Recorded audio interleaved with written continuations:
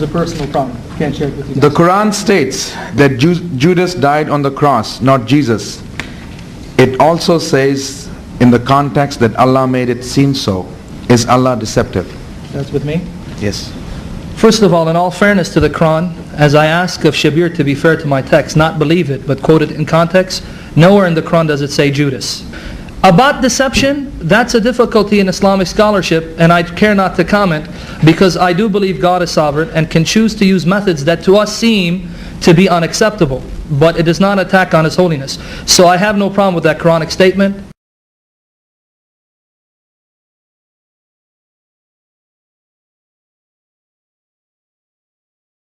Allah is not just the best of creators, Sam.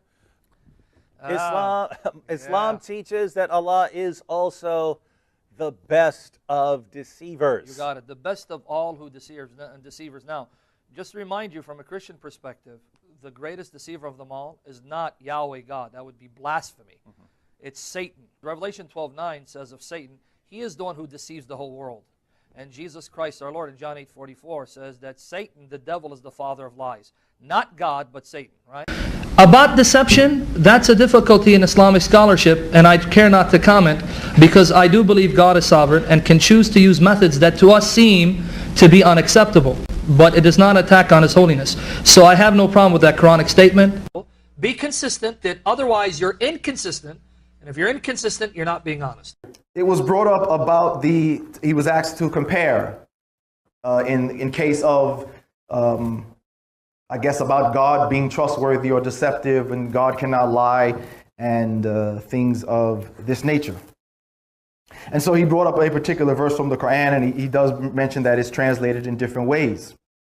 And every time Christians bring this up, I always remind them, because it's always tied into the issue about Jesus' crucifixion and whether it was God's fault that Christianity came about and believed these things. However, I always remind Christians that in your scriptures, for example, in 2 Thessalonians chapter 2, verse 11, it is not unusual for God to cause people to accept that which is false in order that they be punished and go astray. 2 Thessalonians chapter 2, verse 11 reads as follows.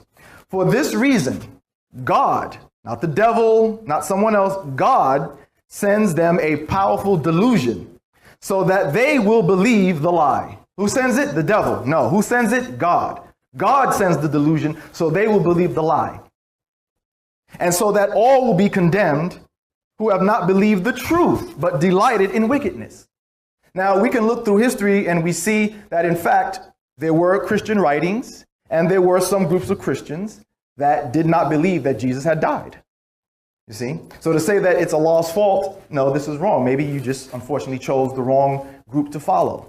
Because there is in history some groups that did believe that Jesus had not died. And there was even, some writings as well.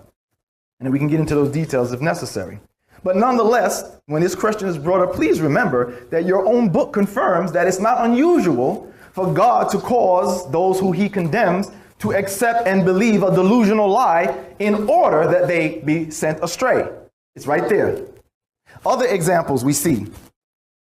Jeremiah chapter 4 verse 10, where Jeremiah says it quite blatantly. He says, I said, Lord, you certainly have deceived the people and Jerusalem, because you told them there would be peace. However, now the swords are at their throats. You told them there would be peace, perhaps to lull them into being comfortable. But now, look, the swords are at their throats. You deceived them. This is Jeremiah saying this. You see?